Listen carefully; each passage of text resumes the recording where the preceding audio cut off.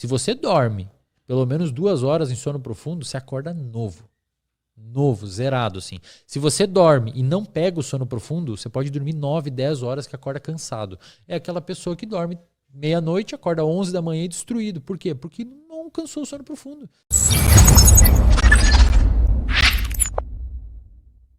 Então, quando você pega um paciente com transtorno psiquiátrico, não tem, cara. Ele precisa regular o sono dele, ou a gente precisa tentar regular o sono dele, se necessário, junto com o psiquiatra, né? Se você pega uma pessoa da comunidade de alta performance, por exemplo, via de regra eles dormem muito bem. Dormir bem é algo meio relativo, né? No sentido de horas. É relativo no sentido de horas. Pelo que a gente vê, um adulto precisa, pelo menos, para não ter nenhum tipo de déficit, 7 horas de sono. 7 horas de sono. Só que não basta ter as 7 horas, você tem que passar pelos ciclos do sono. Você tem 5 ciclos de sono e 4 estágios. Alguns autores botam 3, outros botam 4. Então, quando você está acordado, você induz o sono, você começa a entrar num sono ali, você entra num sono mais superficial e cerca de mais ou menos 20 minutos, 30 depois você entra no primeiro estágio de sono. Depois de 1 hora, 1h20, você entra no sono profundo.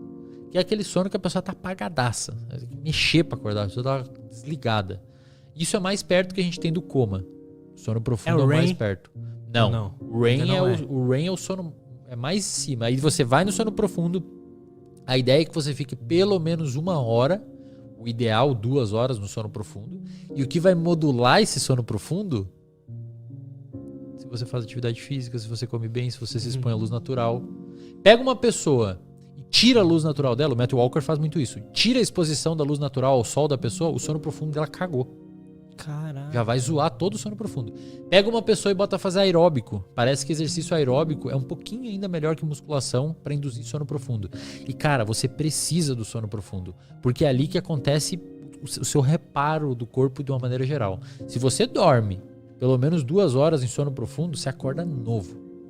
Novo, zerado, assim. Se você dorme e não pega o sono profundo, você pode dormir 9, 10 horas que acorda cansado. É aquela pessoa que dorme meia-noite, acorda 11 da manhã e destruído. Por quê? Porque não alcançou o sono profundo. Ficou só no superficial.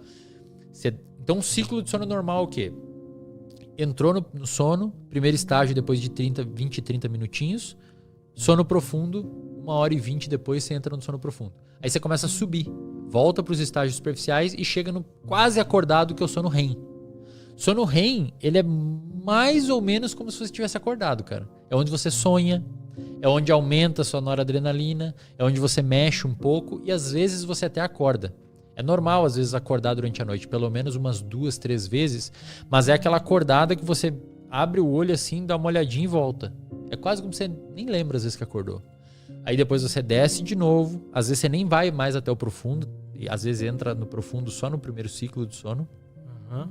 Sobe de novo pro REM, desce de novo, sobe de novo pro REM, e aí quando você tá no último ciclo do REM, você acorda. Aí você desperta de manhã. Caralho. Por isso que você sempre acorda depois de um sonho. Você tava no REM antes. Mano. Você tá sonhando assim, aí despertou. O ideal, cara, é que você acorde no final desse último ciclo.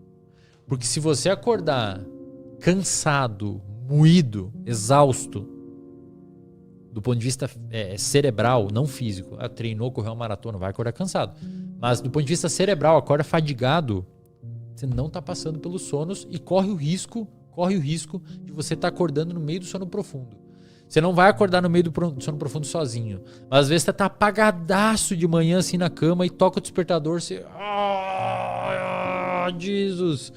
Tem que levantar. Às vezes você acordou no meio do sono profundo. Por quê? Porque o seu ciclo tá todo zoado. Se você tem um ciclo de sono bonitinho que passa por todas as fases, 7 horas você acorda naturalmente. Se você não tem nenhum tipo de transtorno, você acorda naturalmente e descansado.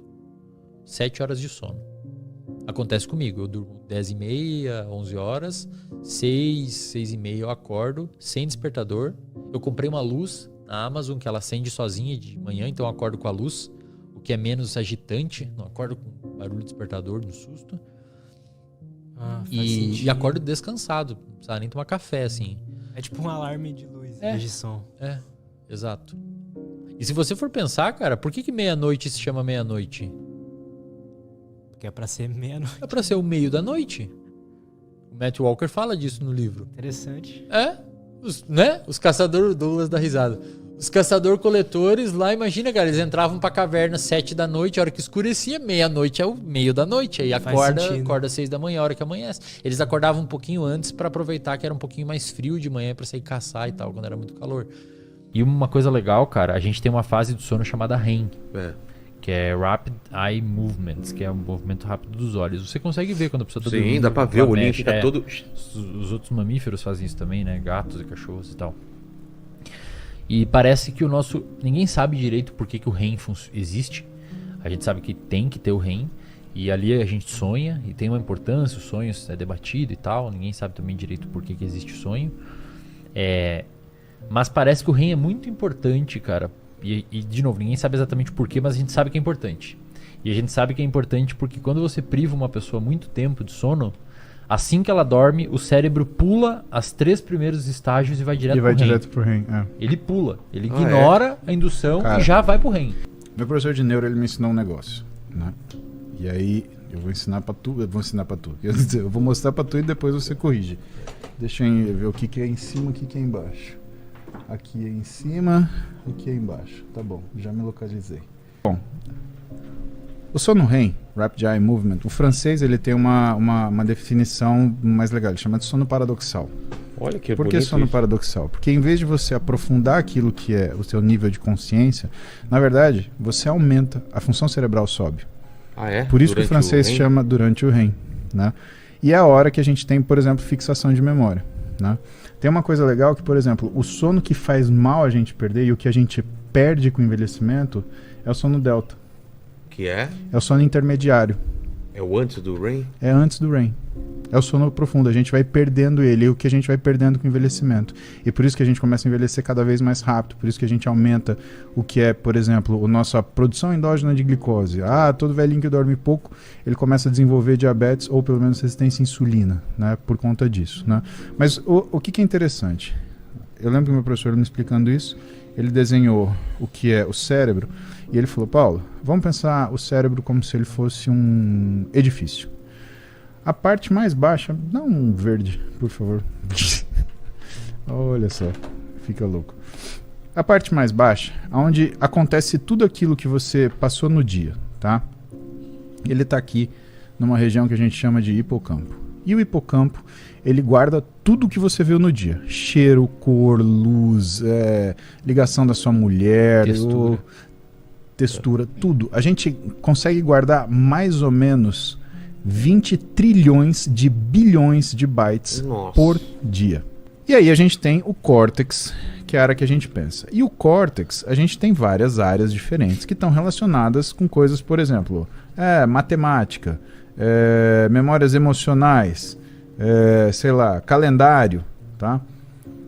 E aí, durante o REM, o que você tem? Você tem o desprendimento dessas memórias e a caminhada delas para seus devidos lugares.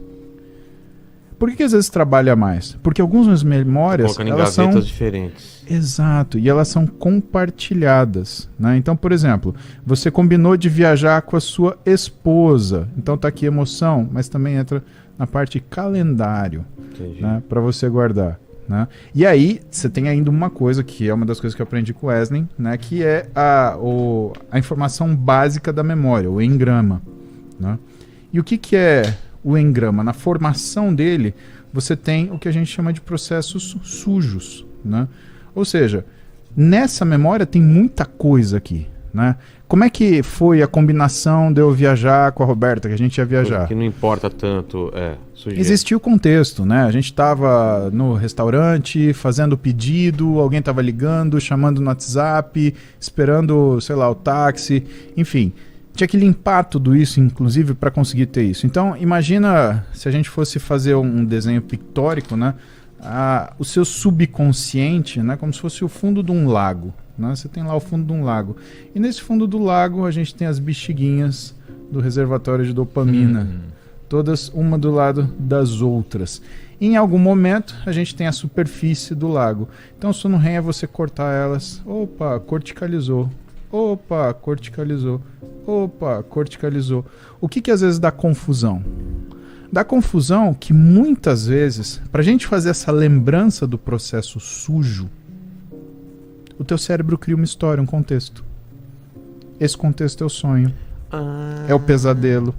Porque ele precisa misturar o que você... Aliás, ele precisa criar um contexto para aquela memória ela ter uma relevância. Lembra? Uma das primeiras coisas que eu falei para você em relação ao livro do Steven Pinker, né? Como que a mente funciona? Ela precisa ter gavetas específicas para as coisas. Ela tem a capacidade de categorizar essas informações. Então, isso daqui é uma jujuba. Né? Foi o exemplo que eu dei. É um doce, é um snack, ele é doce, ele tem sabor de fruta.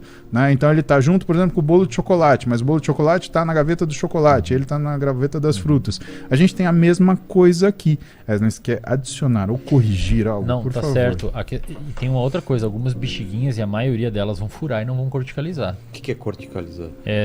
Se tornar uma memória se tornar uma fixa. memória de longo prazo. Tá. Mas a maioria das coisas que você aprende, você esquece. Por quê? Porque é importante esquecer. É importante? Imagina se lembrar de tudo, é muito caro, né, cara?